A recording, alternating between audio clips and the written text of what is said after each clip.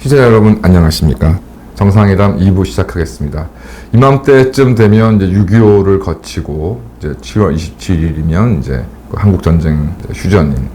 휴전협정 체결일이 이제 다가오고 또 파리로 해방이 있습니다. 뭐 이런 가운데 이것이 뭐 한반도만의 독자적인 현상이기도 하지만 결국 제2차 세계대전이라는 전 세계에 어떤 등장했던 그 현상 속에서 그 끄트머리에 이제 어떤 결과물로서 이제 한국 전쟁이 6.25가 위치해 있는 것인데요. 이것과 관련해서 포츠담 회담, 냉전이 시작되고 어떤 전쟁 국면이 마무리되는 그런 과정에서 어떤 일이 벌어졌는지, 과연 대한민국은 그에 대해서 어느 정도 인식하고 있었는지를 한번 살펴보도록 하겠습니다. 냉전의 시작을 얄타의 회담으로 이제 보는 경우가 있는데, 뭐 이 부분에 대해서 여러 가지 뭐 이야기들이 있지만, 뭐 루즈벨트가 정신이 나갔다던가, 건강이 좋지 않았다던가, 뭐 이런 얘기들, 너무 타협적이었다던가, 루즈벨트가 이념 이상했다던가, 뭐 이런 이야기들이 많이 있지만, 저는 뭐 개인적으로 1945년 2월 당시에 소련이 사실상 동유럽을 군사적으로 장악한 상황에서 또 미국과 영국 입장에서는 소련의 대일전의 참전이 필수적으로 긴급한 현실이었기 때문에 현실적으로 군사적으로 소련과 대결하지 않는 이상은 동유럽을 미국과 영국이 구원할 방법은 전혀 없었고, 당시에 독일과의 전쟁도 마무리되지 않은 상황에서 뭐 미국과 영국이 소련과의 대결을 결심하는 것 자체가 수가 전혀 없었습니다. 이후 실제로 소련과의 대결을 좀 앞장서서 약간 독단적으로 주장했던 패튼 장군이 군사령관 측에서 해임되고 불의의 사고로 독일에서 세상을 떠나는 그런 일들이 실제 벌어졌는데요. 그런 것들을 감안한다면 1945년 2월에 미국과 영국의 정치 지도가 누구라 하더라도 이런 현실 관계를 부정할 수 없다고 생각이 듭니다. 실제 1945년 2월 이후에 발생한 이오지마 오키나와 전투에서 미군이 엄청난 희생을 겪었고, 이를 지켜본 미국 입장에서는 소련의 대일전 참전이 더 필요하다, 더 긴급하게 필요하다, 이렇게 생각할 수밖에 없는 상황이었다고 봅니다. 따라서 루즈벨트와 처칠이 얄타에서 스탈린한테 속았다, 보기 어렵고 현실적으로 어쩔 수 없는 상황이었다라고 생각이 들고, 그러니까 오히려 이런 어쩔 수 없는 상황이라는 생각을 하다 보니 나름 그래도 민주주의 세계의 지도자라는 루즈벨트와 처칠은 이제 스탈린을 믿는 수밖에 없었다. 스탈린에 대한 환상을 스스로 이제 가지면서 스스로까지 속이는 그런 일은 분명히 있었다고 좀 생각이 듭니다. 그래서 루즈벨트는 그런 부분에 또 매달렸고, 처칠은 그 정도까지는 아니었기 때문에 매우 불안했다라는 것이 이제 그 이후에 객관적인 진단이라고 생각합니다. 그러던 와중에 이제 독일과의 전쟁이 이제 끝나게 되고 1945년 7월 17일부터 8월 2일까지 독일 포츠담에서 미국의 트루먼, 그다음에 영국의 처음엔 처칠, 그다음에 애틀리, 나중에는 애틀리가 이제 수상이 됐는데, 처칠이 두말할 것도 없이 지금도 존경받는 전쟁 영웅임에는 틀림없었지만 2차 세계대전 자체가 보수당의 유화 정책으로 인한 것이었기 때문에 보수당의 인기는 영국 국민의 최악이었습니다. 그래서 이 부분에 대해서 총선에, 전쟁이 끝난 직후에 있었던 총선에서 보수당을 심판하게 됐고, 그래서 회담 도중에 영국의 정상이 교체되는 일이 좀 벌어지게 되었습니다. 이후에 좀 설명을 하자면 결국은 1950년 총선에서 다시 처칠이 이끄는 보수당이 승리하게 되는 것인데요. 결과적으로는 45년 총선에서 보수당이 승리를 하고, 그 이후 1950년쯤에는 노동당이 승리했으면 어땠을까 하는 생각을 좀 해보게 되고, 소련은 변함없이 스탈린이 회담에 참석하게 됐습니다.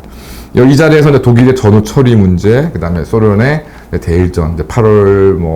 9일, 10일, 날짜를 박진 않았지만 최소한 8월 10일 전에는 참전을 하겠다는 것이 확정이 되었고, 이와 함께 일본의 무조건 항복을 요구하게 되었습니다. 근데 이러한 상황에서 얄타 당시까지만 하더라도 소련이 장악한 동유럽에서 미영이 기대했던 내용이 전혀 실현되지 않았음이 미국과 영국도 알게 되었고, 또한 독일 점령지 등에서 소련군에 의한 엄청난 만행, 특히 약탈, 살인, 무차별적인 강간이 이루어진 것을 미국과 영국이 잘 알고 있었습니다. 거기다가 아예 스탈린이 형식적인 민주선거까지도 인정하지 않는 그런 모습을 보이게 되기 때문에, 스탈린과 소련 입장에서는 그런 민주선거 같은 거는 아예 관심도 없었던 일이었지만, 결국 루즈벨트, 처칠도 스탈린이나 소련 시스템이 그런지를 몰랐다고도 할 수 없을 정도로 너무나 다른 체제였다는 것이 결국 이 문제를 촉발시킨 원인이었습니다. 갓 대통령이 된 트루먼은 기본적으로 루즈벨트 행정부의 입장을 견지했지만, 포츠담에서 처음이자 마지막으로 스탈린을 만나게 되는데요. 그래서 이후에 스탈린과 계속 이제 회담을 했었던 루즈벨트, 동부의 명문가 출신 루즈벨트와 달리 서민 출신인 트루먼은 소련과 스탈린에 대한 어떤 이념적인 환상이 전혀 없었다. 이 점이 가장 큰 차이점을 생각합니다. 처칠은 나중에 철의 장막 연설을 통해서 이제 소련의 팽창을 맹비난하지만 얄타 회담의 주역이었고, 오히려 스탈린과 이제 유럽 전체를 두고서 퍼센티지 거래, 그러니까 뭐 예를 들어서 루마니아는 소련이 90%, 폴란드는 반반 이런 식으로 그 유럽을 그 어떤 세력을 나누는 것에 사실상 앞장서서 스탈린이 제안했던 사람이기 때문에 어떤 스탈린과 소련의 어떤 태도를 사실 비난할 자격은 없었던 사람이고, 반면 이제 노동당 대표였던 이제 사회주의자인 에틀리는 강경 반소, 반스탈린 분위기였습니다. 여기는 좀 특별한 요인도 있다고 생각합니다. 영국은 현재도 지금 좌파 정당 중에 트로츠키주의자들 세력이 상당히 좀 있을 정도로 원래 이제 반스탈린 분위기가 강했기 때문에 이런 부분에 대해서 에틀리가 비록 사회주의자였지만 반소, 반스탈린의 어떤 생각은 확고했다라고 생각이 들고, 이런 대표적인 인물이 이제 1984년이라는 소설을 썼던 조지 오웰이 대표적이 되겠습니다. 근데 이 회담 도중에 이제 아시는 것처럼 이제 그 미국의 원폭 실험 소식을 이제 듣게 되고, 이제 그러다 보니 트루먼은 원래 소련이나 스탈린에 대해서 환상도 가지고 있지 않았지만 이제 원폭을 가지게 된 이상 소련에 대한 추가적인 양보 필요성을 느끼지도 않고, 스탈린도 이제 그 간첩을 통해서 당시 이제 미 국무부 고위 관료 초대 유엔 사무총장을 지냈던 엘저 히스, 그다음에 영국 정보부 내에 필비라는 아주 명문가 출신의 캠브리지 5라고 대표되는 이제 소련 간첩도 있었기 때문에 이들을 통해서 이제 원폭 실험 성공을 스탈린도 이미 알고 있었기 때문에 미국에 대해서 강한 입장을 내세울 수 있는 상황도 아니었습니다. 그러니까 이제 원폭을 확보하게 된 트루먼이 당초 약간은 유화적인 내용이 포함된 이제 일본에 대한 발표문을 준비하다가 이제 무조건 항복이라는 이제 이런 내용들이 들어가게 되고, 이제 은근히 이제 천황제 유지 등을 기대하고 있었던 일본 정부 입장에서는 굉장히 당혹스러운 이제 내용이 나오게 됩니다. 그 끝까지 일본 정부의 핵심들은 이제 소련을 통한, 이미 소련은 이제 일본과 전쟁을 하겠다, 이런 것들을 누누이 이제 미국과 영국이 약속을 했음에도 이러한 사실에 대해서 까맣게 알지 못했던 일본 정부는 소련에 통한 이제 중재를 이제 기대하면서 앞서 말씀드린 것처럼 이오지마와 오키나와 전투에서 미군이 엄청난 피해를 이제 겪게 되자 이제 이런 것들이 고무되어서 미국과의 적절한 타협이 가능하다라는 그런 생각을 가지고 있었기 때문에 결국 이제 무조건 항복을 요구하는 포츠담 선언에 대해서 노코멘트로 대응하게 됩니다. 이로써 이제 미국의 원폭 투하는 이제 확정이 되었고, 결론적으로 이렇게 저렇게 말들이 많지만 저는 개인적으로는 미국이 일본에 대한 복수를 신을했다. 더 이상의 이제 미군 희생을 감당하지 않겠다는 트루먼 등의 이제 확고한 의지가 있었고요. 일본 정부 내에서 이제 종전, 평화, 항복 이런 등등에 대한 논의가 있었음을 알고 있었음에도 원폭 투하를 감행했던 이런 미국과 트루먼을 비난하고 있지만, 그 니미츠가 이제 진주만 공격을 주도한 야마모토 이소로크를 죽인 것을 두고서 진주만 복수의 절반을 했다라고 이제 표현한 적이 있었습니다. 그러니까 이런 니미츠 제독의 어떤 좀 냉정하고 그런 고위층의 입장을 보아도 미국 전체의 어떤 일본에 대한 복수 이런 것들이 너무나 강했기 때문에 어떻게 보면 원폭 투하 결정은 그들의 입장에서 너무나 자연스러운 것이었다는 생각이 좀 듭니다. 그럼 이러한 가운데 일본 같은 경우에는 미국의 원폭 확보 등에 대한, 또 미국의 일본에 대한 복수 감정 이런 건 전혀 이제 이해하지 못하고 막연히 협상이 가능할 것이라는 기대 속에서 이제 원폭을 2번이나 맞게 되는 처참한 결과를 겪게 되었는데, 결국 한국은 과연 당시 어땠습니까? 대전 종식과 함께 냉전은 필연적일 수밖에 없고, 그러니까 미국과 소련이 너무나 다른 체제에 너무 다른 이념 속에 서로 이제 존재하고 있는 사이이기 때문에 서로를 도대체 용납할 수 없는 그런 양립 불가의 체제였기 때문에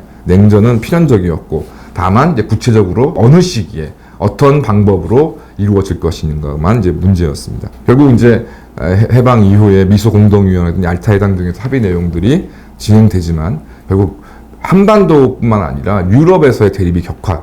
베를린을 봉쇄한다던가 그리스에서 좌우 내전이 벌어진다던가 동유럽에서의 반소 운동이 격화되는, 냉전 자체가 격화됨에 따라 한국의 분단도 확정될 수밖에 없었고요. 이 와중에 이제 소련의 앞잡이인 김일성이 북한에서 체제를 확립했고, 그런데도 불구하고 여운형, 김규식 등의 명망가들이 좌우합작 운동, 김구나 또 김규식은 남북 협상을 진행한다는 것이 얼마나 무의미한 일이었는지를 확인할 수 있습니다. 그러던 와중에 1949년 10월에 드디어 이제 모택동이 이끄는 중국 공산당이 중국 내정에서 승리하게 되어서 중국이 공산화되고 동유럽에서 소련이 계속적으로 수세에 이제 몰리게 되니까 이제 스탈린이 결국 김일성의 어떤 애걸복걸에 그 남침을 승리하게 되는, 사실상 김일성의 어떤 애걸복걸을 스탈린이 용납한 형태로 되었지만 결과적으로는 소련의 체제의 위기를 극복하고자 하는 스탈린의 의도에 따라서 6.25 전쟁이 벌어지게 되었고, 이는 결국 철저한 대리전이었다는 것이 현재 6.25에 대한 평가라고 생각합니다. 결국 6.25에서 진정한 승리는 스탈린만이 거두었는데요. 결국 미국과 갓 건국한 중공을 전쟁으로 이끌었고, 이제 미국의 관심을 유럽에서 돌려서 이제 극동아시아, 한국에 돌림으로 인해서 동유럽에서의 어떤 숨통을 이제 확보하게 되었고, 이를 통해서 이제 공산체제를 확립하게 되는, 위기를 극복하게 됩니다. 결국 또 대한민국 같은 경우는 이런 6.25를 통해서 미국과 한국 내에서의 이제 망상파들, 뭐 좌경세력뿐만이 아니라 이런 국제적인 관계에 대해 변화를 인식하지 못한 망상파들이 뭐 자의로 타의로 제거됨에 따라서 이제 궁극적으로 냉전에서 승리하게 되는, 6.25에서의 전쟁에서는 패배했거나 승리하지 못했지만 궁극적으로는 냉전에서 승리하게 되는 그런 결과를 우리가 지켜보았었습니다. 다시 이제 국제체제가 좀 변화되고 있음에도 불구하고 과거 90년대, 80년대 냉전 이후에 벌어졌던 신자유 체제에 대해 지금 또 목을 메고 있는 일부 좌우 기득권 수구 세력들이 지금 또 대한민국 국민들의 눈을 가리면서 지금 과연 이 변화하는 세계에 대처하고 있는지를 의심치 않을 수 없는데요. 이런 것들을 제대로 인식하지 못함으로 인해서 우리가 끔찍한 전쟁의 참화를 겪었듯이 과연 지금 2022년 현재 벌어지고 있는 국제 정세의 변화를 제대로 감지하지 못한다면은 뭐 6.25에 버금가는 혹은 그 이상을 넘어가는 비극을 우리가 당할 수 있다는 점을 잊지 말아야 할 것으로 생각합니다. 감사합니다.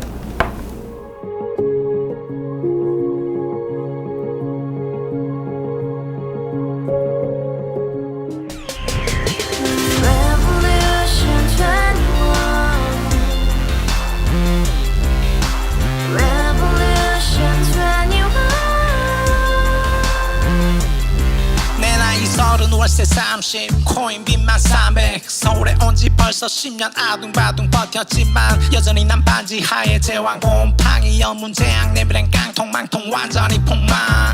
고시원 창문만큼 작아진 내 꿈 연애 결혼 내 집 모든 게 헛꿈 1년 전 떠난 여친 울며 말했지 같이 써봤자 평생 가본 게 꼭꼭꼭라지 가바후스 700 나도 소유주 가바후스 700 나의 소주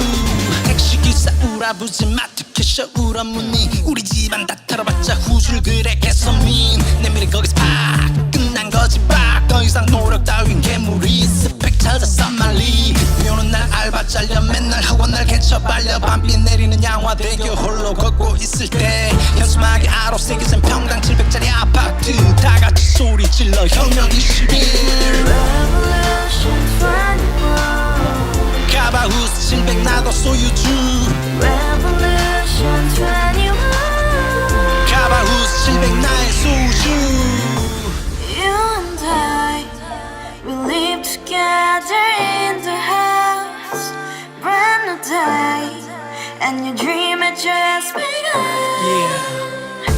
Revolution 21, only open happiness. 너의 곁에 내가 영원히 함께. 지금까지 정치인들 입만 열면 찝찝찝 개소리 멍멍멍 쳐다